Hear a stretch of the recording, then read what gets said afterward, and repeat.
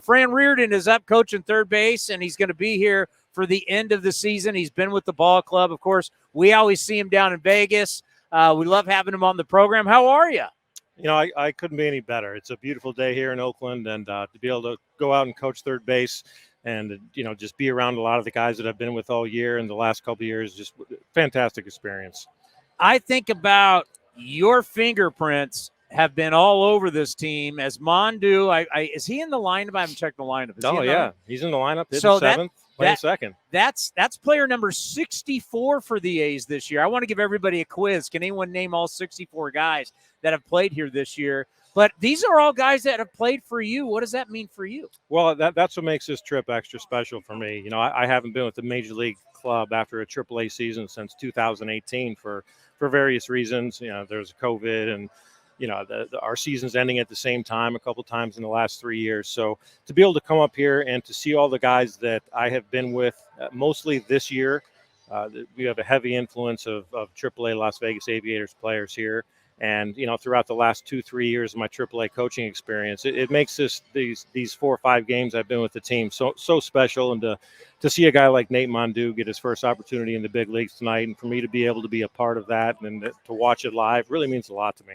Oh, I bet. I mean, these are your guys, and we have talked to you about how emotional and the conversation of telling young players or, telling them that their dreams coming true about being a big leaguer, or guys who thought maybe they'd never get back.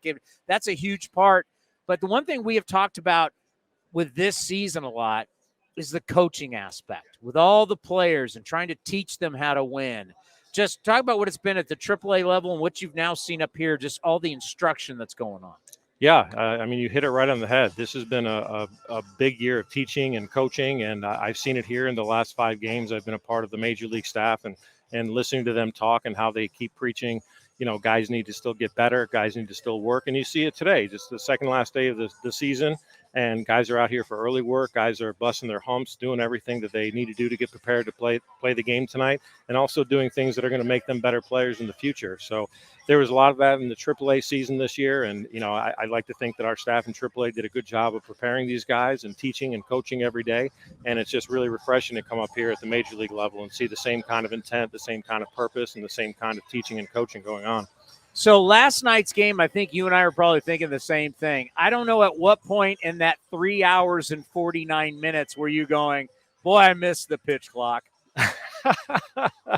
Well, the pitch clock is something that I know is coming to the big leagues next year, and it factually shaves quite a bit of time off the games. And yeah, honestly, last night I didn't even know the game was 3:49. I just enjoyed every second of it, and time was flying for me last night, so I wasn't even thinking about that pitch clock. 3 hours and 49.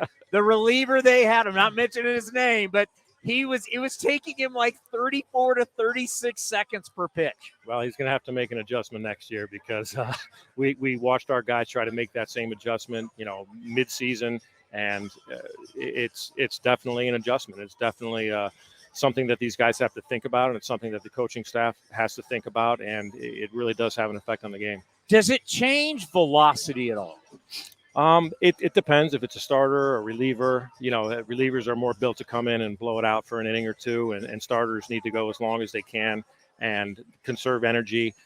So you would see it more with starters, especially when they were dealing with traffic in any given inning, where there's only 14 seconds to throw a pitch with nobody on, and then there's 19 seconds with a runner on. I think Major League Baseball did a good thing increasing those time limits from 14 to 15 seconds with nobody on and 19 to 20 seconds with a runner on.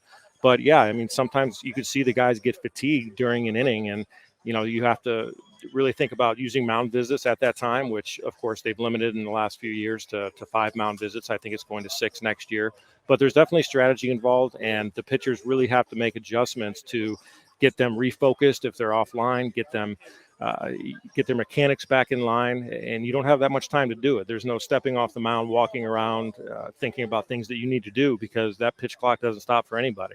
So yeah, there's that aspect of the game, and we'll see how it plays out at the Major League level next year.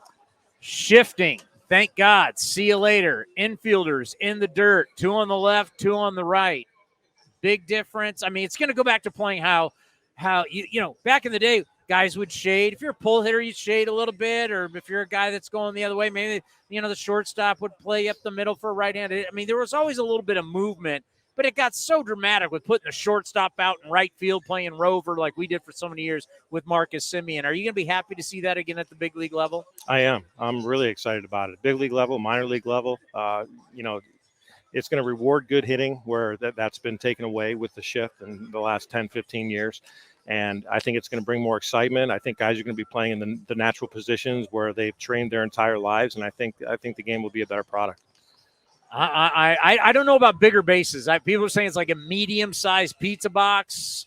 What do you think about the bigger bases? It depends what pizza company you're talking about. But I'm thinking large to extra large, because these things are huge. I tell you what, I went over to coach third in Seattle the first day I did it, and I just kind of went over to the bases and kicked it a little bit, and it seemed about half the size. And I know it's not that drastic, but the size difference is very, very, very noticeable. And the effect it had in the game, I haven't seen the numbers, Chris, but I can tell you that I didn't notice anything drastic from the naked eye.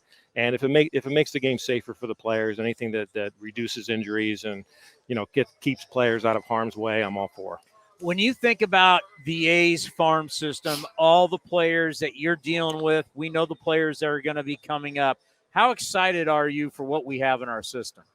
Yeah, just in a short look with guys like Zach Geloff and Kyle McCann and Tyler Soderstrom coming up the last week and a half of AAA and having the success that they had, I know that we're in good shape in some positions, and we don't have a lot of depth in other positions. But the guys we have coming up, the guys who are going to be close to banging on the big league door next year, are, in my opinion, pretty special players, and I'm looking forward to their further development and see where they start off the year next year.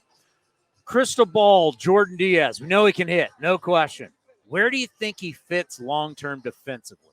I think that's the question that the Major League staff is addressing, and I think the focus with Jordan Diaz is going to be finding a place where he's comfortable and getting him as many reps in the offseason and getting him as many reps in spring training, working with Eric Martins, who's doing a fine job with the infielders, and coming up with a plan so he's not moving all over the field and he finds a little bit of stability on the defensive side of the baseball, because everyone can see what he can do with the bat. It's pretty special. And Tyler, I mean, he's been a prodigy. I mean, obviously his dad played in the big leagues. I played against his dad in college. His dad was a first-round pick by the Giants, and he grew up there in the Central Valley with his dad's school playing against guys a lot older than him. He's so developed. Is he one of those guys that we can say, don't look at his birth certificate, don't look at his ID, I don't want to know how old he is. This kid can flat out hit. He needs to be here. Yeah, his bat is special, and you see it with the season that he had over 3 levels this year, where he had 30 home runs and drove in 100, and that's moving from high A to double A to triple A and having the same sort of success and doing the same things with the bat. One thing that was great to see about Tyler in the short look when he was in Las Vegas was his progression as a catcher. The last time I had seen him on a regular basis catching was at the alt site in San Jose in 2020. And he was just very raw because he's a very young kid and he's just learning the professional game. And to see the development that he's had in the last 2 years coming to Vegas and really showing some maturity and handling the staff and calling a game and blocking and working hard, it was really, really nice to see. And I give Tyler a lot of kudos for working that hard, because you can tell he put the work in. The last time we were down there was that 2-game series against Cleveland. And we've now had Sandy Alomar Jr. on the program a lot. And, of course, he's a star down there for all of his years when he was in AAA for the Padres and he was blocked by Benito Santiago. He was such a great player. He's loved in Vegas. And I've thought about you now, having been there for years. You're a part of, like, the Vegas community now. You guys get great support. What is your relationship like with Las Vegas? I mean, it's all love. The front office for the Aviators, they treat the staff and the players and the fans and the community like they're the greatest thing in the world. And it's about respect. It's about taking care of people, and the community really responds to that. The players really respond to that. The staff really responds to that. And it's a very, very symbiotic relationship that I have with their front office. And it makes it easy for the players to come to work every day when you're going to such a beautiful environment. And it's something that I never take for granted, especially after the COVID season where there was no baseball in 2020. To be able to go back last year in 21, to see fans come back and to see the excitement and just to be able to go to work in such a beautiful place every day. It's just a really, really good situation in Las Vegas. Let's talk football. How's your Packers? Well, I was going to correct you out of the gate. I'm a Bills fan. You're a Bills fan? Yeah. I thought Not you're just from Wisconsin. No, I'm from Buffalo. Not just a then that's bandwagon my Bills fault. fan since they got good. It was 20 years of horrendous football before they got good. Then you know I stand corrected. How about that? Nobody circles the wagons like the Buffalo Bills. Exactly. I'll talk about the Packers. They kind of stink right now, even though they're 3-1. But the Bills, they're just exciting to watch. I think Josh Allen's one of the most talented players in the NFL. There's no question. And he can do some things that just other quarterbacks can't do. And he's a lot of fun to watch. He's a great leader. He cares about the team, the community, and he's a great representative for what Buffalo is all about, which is working hard, blue collar, and winning. There is really Green Bay is so different because it's so small. It's such a unique. I used to work for the Raiders, so I've been to all these places. Green Bay is a city like that because it's so small. The town owns the team. It's great. But you look at Buffalo, as you mentioned, I don't think there's any place like Buffalo in the NFL. How freezing cold it gets, as you mentioned, hardworking. The tradition is different. Green Bay, they're actually, you would say they're kind of similar, but you just think about the Buffalo Bills. I mean, just talk about that and that relationship because they're going to get a new stadium. They're going to stay, and that's what's great because, man, what a relationship those fans have had, and the Bills mean so much to them. Yeah, the Bills are woven into the fabric of that community at every level. And it's not just Buffalo proper. It's all the suburbs. We have fans from Canada. We have fans from Rochester, Syracuse. And it just makes for just a beautiful melting pot of people. You go to a game and it's a community. It's a party. There's craziness. There's, theatrics. There's hijinks. But at the end of the day, people just have a lot of fun, and they really can relate to the Bills teams that we've had there the last 2-3 years, and it's been great. Coldest game you've ever been to? Oh, I've been to a game when I was in high school. It was probably -10, and you crack open an adult beverage, and before you take your first sip, the entire adult beverage is frozen over. I've had a couple of those games in my Bills fan career. Actually, Twitter has shown the crazy stuff that goes on in the parking lots of Bills games. There's a lot of crazy stuff that happens. Yeah. I mentioned crazy. It wasn't in the first group of glowing adjectives I used about Bills fans, but yeah, they do some wild stuff there. And I don't get to that level, jumping off campers onto folding tables or squirting ketchup and mustard in my face. But I tell you what, I appreciate the people that are willing to put themselves on the line like that.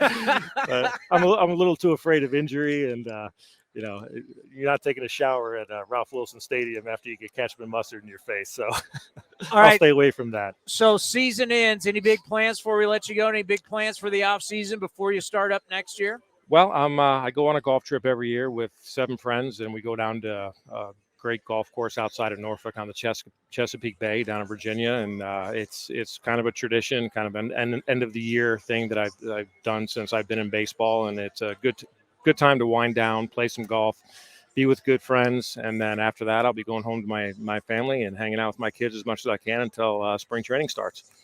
And, we'll be back there again this year. We're going to be back in Vegas playing 2 games. Yeah, and it's going to be a beautiful thing.